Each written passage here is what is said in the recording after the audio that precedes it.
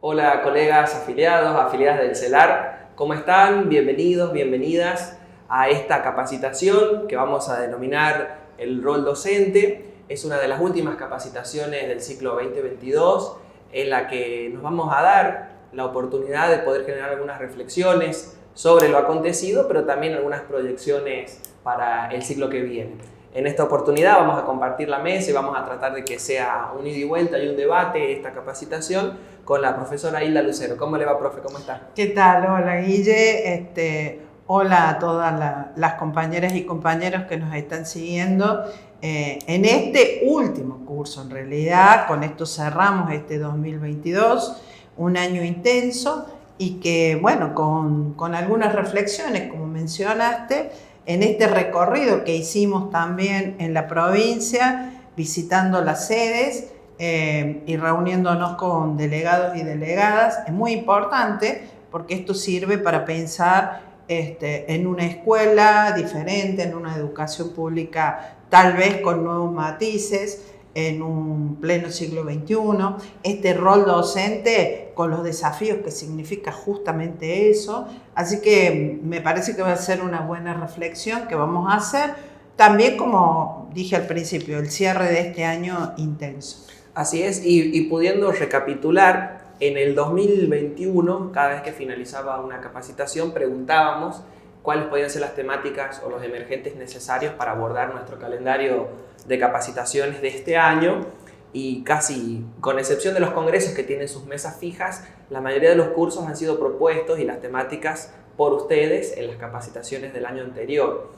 Y además, tratando de construir como un hilo conductor entre las capacitaciones, digamos, que haya una razonabilidad, una coherencia temática y que cada una pueda contribuir a su vez a la otra. Por eso iniciamos, como para recapitular, y apostamos a poder abordar el convenio 190.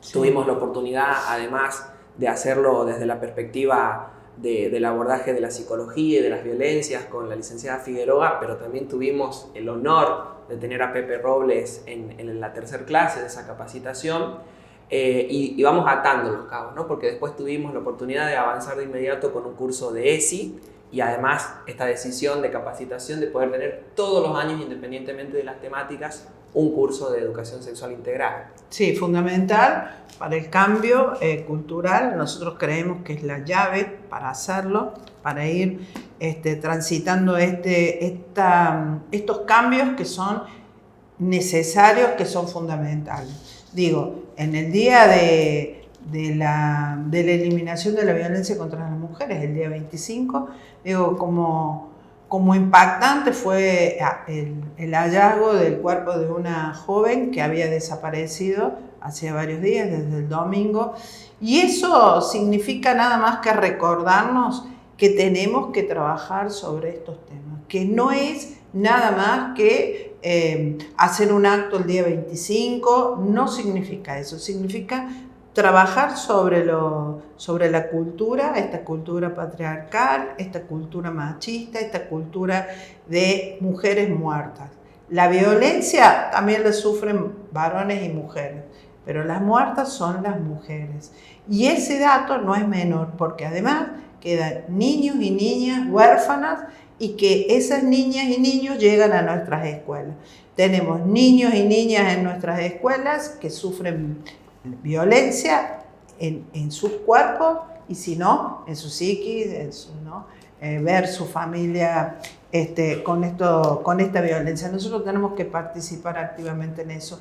Por eso vamos a seguir insistiendo en el tema de ESI, vamos a avanzar hacia un postítulo de ESI, seguiremos exigiendo al Ministerio de Educación, que se comprometió a hacerlo, a la creación de cargos de ESI en cada una de nuestras escuelas. Es necesario que así sea, que se concurse para ese cargo, que vayan aquellas que tienen empatía con el tema, que sean las que más se han capacitado sobre el tema y que realmente podamos avanzar hacia una sociedad más justa, más sin violencia, a una sociedad que todos quisiéramos poder vivir, pero que nos toca contribuir desde las escuelas. Y por eso además, digo, en esto del hilo conductor, una vez que terminamos el curso de ESI, tuvimos la oportunidad, a su vez, con la licenciada Figueroa, de poder profundizar en el acoso escolar entre pares, poder socializar el protocolo de bullying que diseñó la Secretaría de Planeamiento del Ministerio de Educación, para ya profundizar lo que se vio en el 2021, que era, digamos, la vulneración de niños, niñas y adolescentes, en este caso, cómo se dan las situaciones de bullying, de acoso, de maltrato entre pares, entre menores, y además cómo una cuestión contribuye a la otra, digo, poder deconstruir dentro de la educación sexual integral las formas de relacionarnos, las formas de vincularnos, las formas de generar empatía, la no violencia como una cuestión de debate permanente, de contenido pedagógico. Bueno, también la cuestión protocolar de qué hacer frente a situaciones que ya se han dado.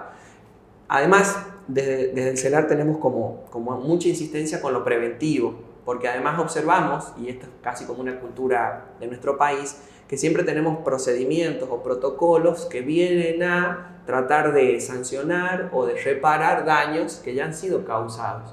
Entonces, la educación sexual integral, entre otras, o por ejemplo, para el caso de las funciones del Estado, Ley Micaela, podríamos mencionar, son instrumentos que nos ayudan a romper y a prevenir, a detectar, a mirar los indicadores que nos ayuden a prevenir estas situaciones.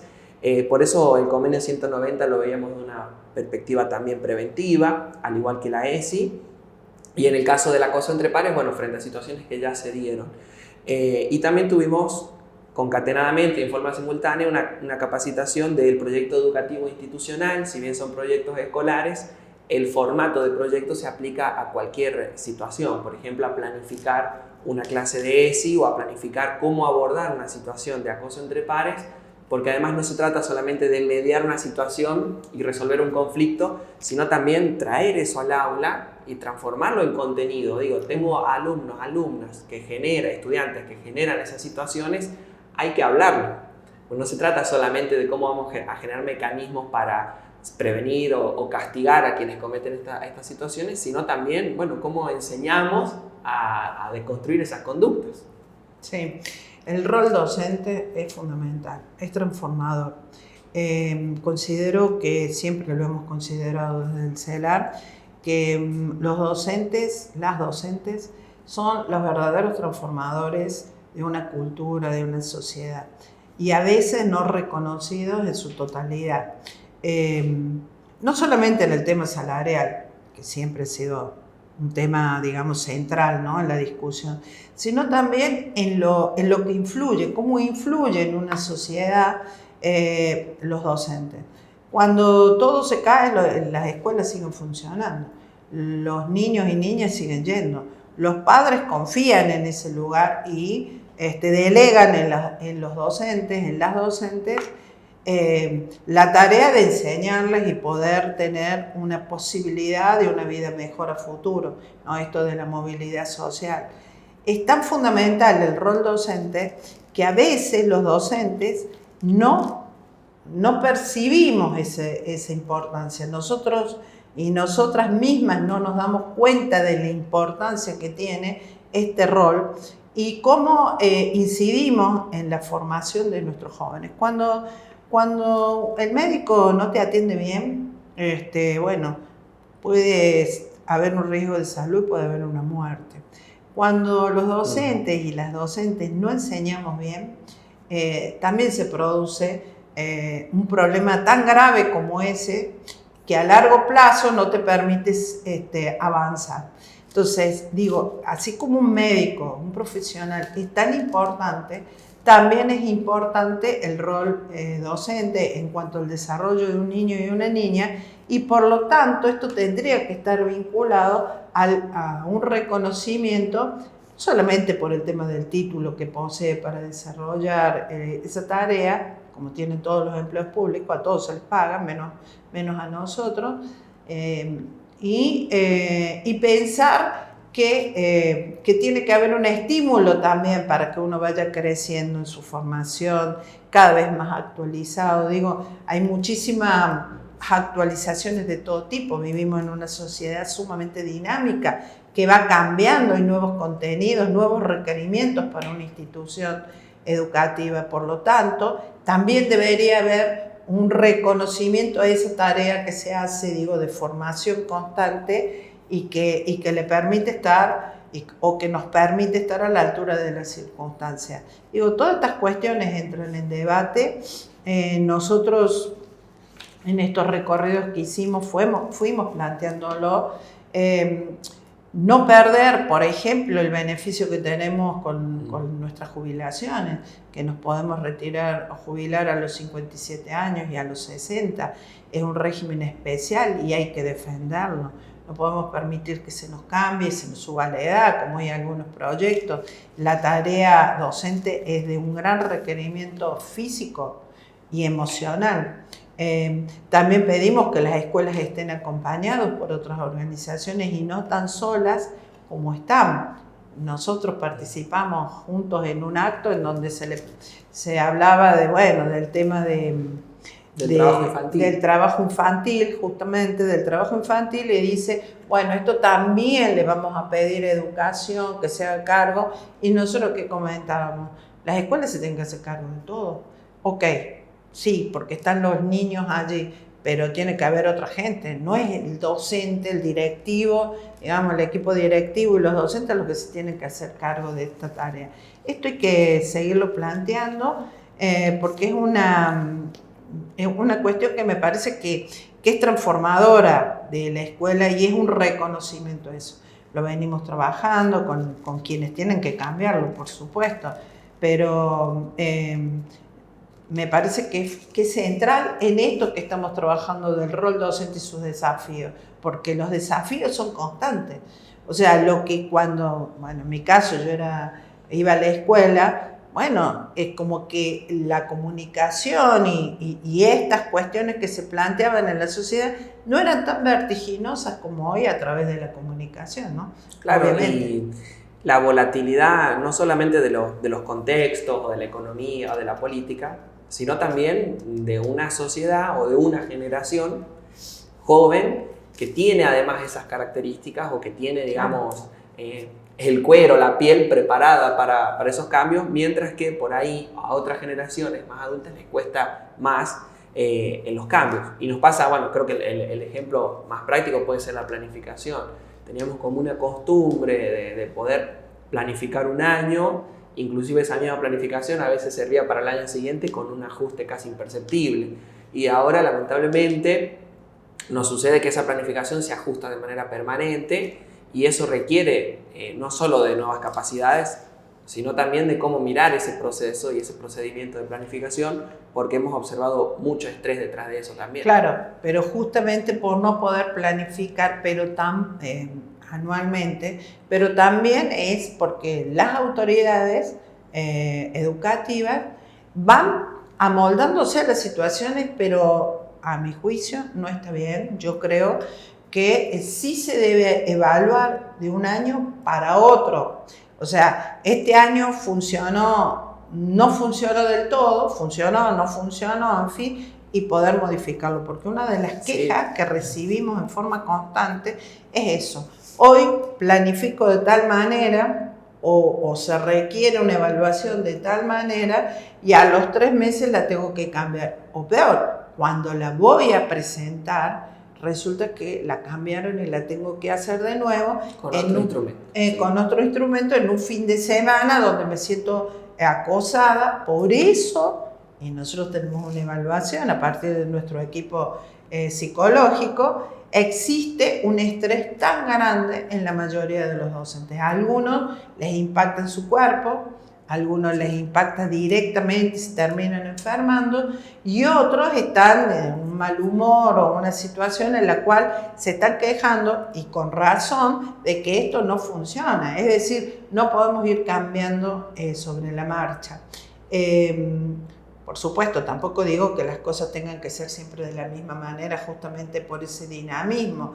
Pero bueno, hay que pensar, los equipos tienen que pensar para un año, para 6 meses al menos, en julio, revisar qué cosas faltan y qué cosas no faltan y avanzar. Y no esto que manifiestan que las están bombardeando, ¿no? Pero además con un debate que es mucho más amplio que el docente y el instrumento, o el docente y la planificación, o cómo que siempre decimos cómo baja en lo simbólico y en lo semántico inclusive, cómo baja de educación una nueva directiva.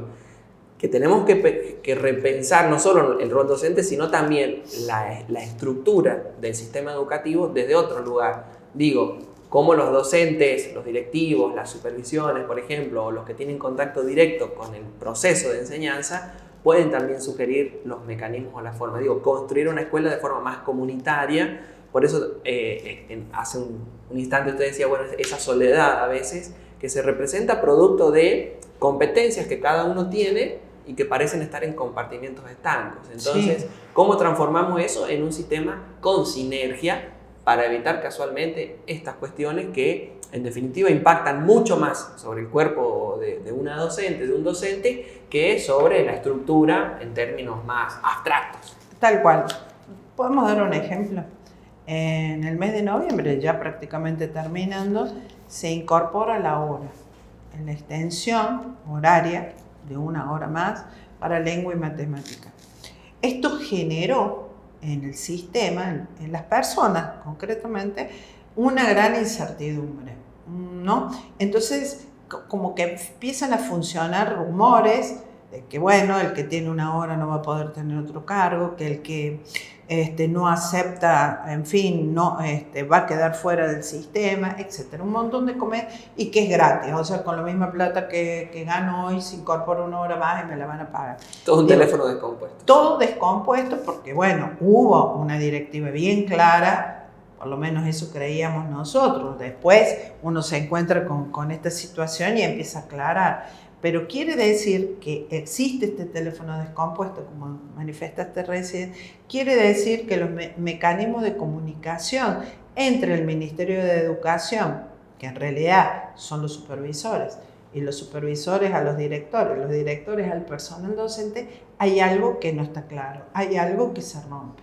Celebramos que ahora se haya hecho un trayecto para que puedan rendir los directivos y los supervisores y que se trabaje y se haya trabajado sobre este tema de la comunicación, porque es fundamental que cada uno asuma su rol y cuando uno tiene dudas tiene que preguntar, porque tiene una responsabilidad muy grande que es la del supervisor o supervisora, directivos y directivas, que le tienen que llevar a sus docentes, a los docentes que tienen a cargo, y lo tienen que hacer con total profesionalismo, y lo que no sepan tienen que preguntarlo 100 veces si es necesario, porque se ha generado esta cuestión que me parece que desvirtúa un poco la potencialidad de esta hora, porque sabemos que los chicos necesitan estar más tiempo en las escuelas, que tiene que ser de calidad y que se ha decidido que sea en este caso lengua y matemática. A futuro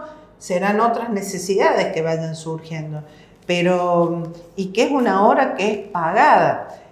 Cuando se hacen tantas críticas, digo, una de las primeras cuestiones que planteo y que lo vemos constantemente es que las escuelas de jornada extendida, de prolongación horaria, le decimos nosotros, que son varias, son las que cuando salen para suplencia o un cargo para titularidad, son las más buscadas. ¿Por qué? Porque uno cobra más y porque puede acumular otro cargo de jornada simple. Entonces, y hay muchísimos pedidos de escuelas que pretenden o quieren ser de prolongación horaria. Cuando aparece esta hora, que es financiada por Nación en un principio, las quejas empezaron porque había que quejarse, porque bueno, no me parece. Digo, hay que ser cauteloso en estas cuestiones, hay que plantearlo, ver y también pensar en que hay niñas y niños que necesitan refuerzo, fundamentalmente en lengua y matemática. Es más, en lengua el saber escribir, el saber leer, el saber interpretar es fundamental para la vida, para la proyección de la vida. Por lo tanto, bueno, tal vez la forma, insisto en esto, de comunicar o tal vez el momento que se hace ya terminando el año está como medio complicado. Pero digo, también hay que pensar en las mejoras del sistema, seguir hablando, seguirlo discutiendo, para eso estamos los sindicatos, para eso está el CELAR, recogiendo constantemente los problemas que se nos presentan y que son muchos. Sí, y que mejorar los mecanismos de comunicación implica no solamente en cómo difundimos la información, sino también cómo quienes tienen a cargo la política educativa se munen, digamos, de la información, porque en esto del debate con la hora, muchos docentes decían, bueno, pero en mi escuela no se puede porque tenemos varios niveles, entonces es imposible. Bueno, ahí surgieron debates de cuáles escuelas sí, cuáles no había claridad respecto a eso. Nos preguntaban profesores de otras materias, cuando claramente era lengua y matemática, entonces creemos que es importante no solo la comunicación, sino esa instancia previa de la necesidad de poder recoger la mayor cantidad posible de sugerencias para mejorar, porque a veces hay un exceso de celo, digamos, de poder hacer las cosas bien o buenas voluntades, pero no son suficientes cuando empezamos a tener fracturas. Sí. Sobre todo cuando se meten otros a opinar sobre lo que no saben y a tratar de que algo que está bien se diluya, digamos. Nosotros, con respecto al tema jubilatorio, hicimos un tutorial con nuestro abogado porque corre eso de que el que se jubila va a cobrar la mitad, demostramos que no. Y la otra información es que como cobramos todos en negro, entonces la jubilación va a ser menor. Y lo desmentimos categóricamente. Nosotros no cobramos en negro. No cobramos que sea bonificable en la zona, la antigüedad, pero lo que cobramos, lo cobramos con aportes jubilatorios. Por lo tanto, cuando nos jubilemos, eso ingresa se calcula para la jubilación. No es verdad que nosotros cobramos en negro. Solamente queda una cifra de 1.300 y pico que ahora va a ser blanqueada, lo vamos a cobrar ahora en diciembre y terminamos con lo negro. Digo, es verdad que necesitamos más sueldo, obviamente, nadie lo está negando, pero no digamos lo que no es, porque nosotros aportamos para nuestra jubilación y eso significa que nuestros jubiladas y jubilados, en el momento, mejor dicho, que quieran acceder a ese beneficio, lo van a hacer con todo ese monto. Por lo tanto, digo, no escuchar cosas que dicen por ahí, porque no son verdades, preguntar en todo caso, el saber la información verdadera nos da un poder, ¿no?, sobre estas cuestiones. Así es. De hecho, cuando hicimos el tutorial con el abogado, el doctor Carrión, se habló en ese momento de que al principio la merma salarial era mínima, imperceptible, pero luego de 2 actualizaciones, el docente que se retiraba podía equiparar casi al activo. Y resulta que, bueno, casi estaría descontinuado ese tutorial porque posterior a que lo publicamos, meses después, por decreto de la presidencia, las actualizaciones pasan a ser cada 3 meses. Claro. Entonces es mucho más rápido la velocidad con la que una persona que se retira va a poder equiparar a la persona que está en actividad. Entonces todos esos mitos en torno a las jubilaciones también los hemos podido ir abordando. Si todavía no lo vieron, pueden ir al canal de YouTube del CELAR y ahí van a encontrar 2 tutoriales, uno con el doctor Carrión, que es de la cuestión previsional y cómo hacer el trámite, y el otro que es con el secretario general del CELAR, Ignacio Colina, sobre la constitución de cada uno de los ítems del recibo de sueldo. Sí, así que bueno, digo, es como que en cuanto a capacitación, a perfeccionamiento, al flujo de la información, hemos tratado de tener esto que denominamos el hilo conductor, la coherencia de todo ese calendario de capacitaciones, pero entendiendo además, y en esto también por ahí decirlo con vehemencia, que los temas no se agotan. Porque nos pasaba que algunos dicen, bueno, pero si el año pasado vimos ESI, ¿qué vamos a ver este año otra vez ESI? Eso ya lo hice, eso ya lo vi. La categoría de sexo y género ya me cansó, ya lo vimos.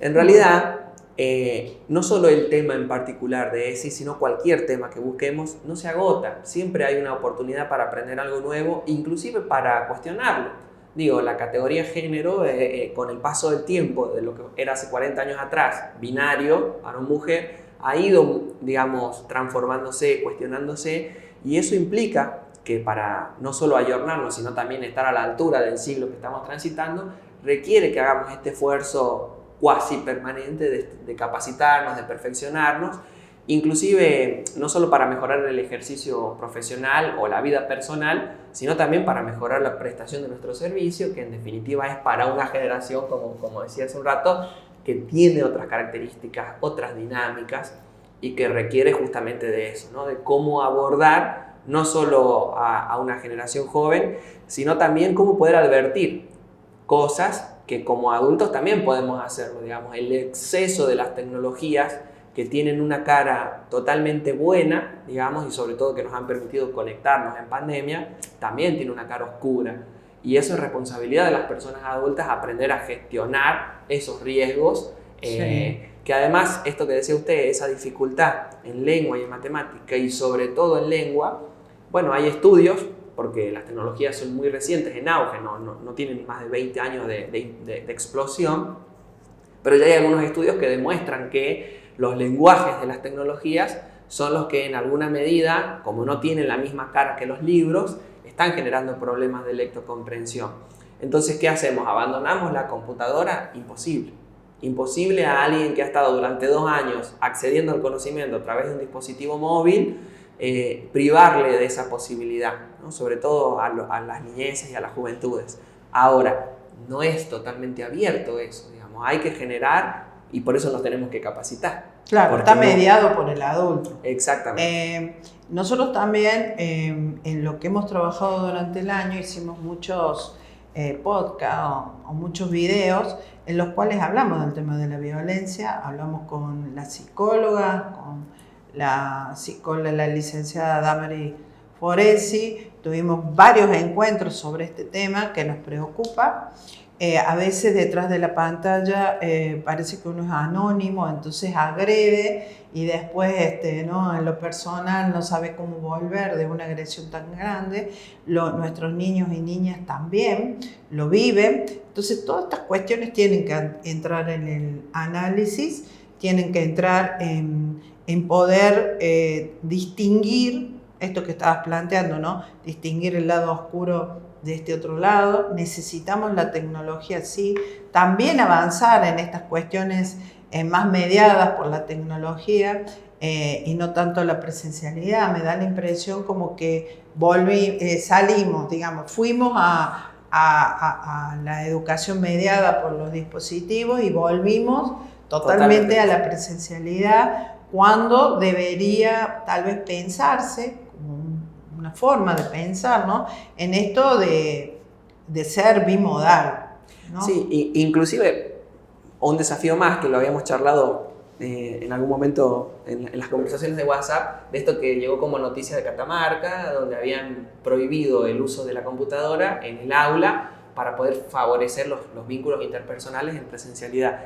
Y decíamos, esto está mal, porque en realidad hemos interpretado por la pandemia erróneamente, y esto también invitar a que lo pensemos diferente, que la computadora, el celular o la tablet es un instrumento que nos ayuda a conectarnos en la distancia, porque no nos podemos juntar, entonces utilizamos eso como un medio y no como un fin, pero en realidad podemos pensar en una presencialidad con tecnología. Digo, que en un aula abramos la compu, la docente o el docente la pueda proyectar o abrir la suya y aprender una competencia digital en el aula. Claro. O escribir también lectoescritura de mano alzada o lectoescritura virtual. Claro. Digo, pensar también el sistema en esos términos. O pensar en un sistema, por ejemplo, como en La Rioja, con el calor que existe hoy y en febrero, ¿no?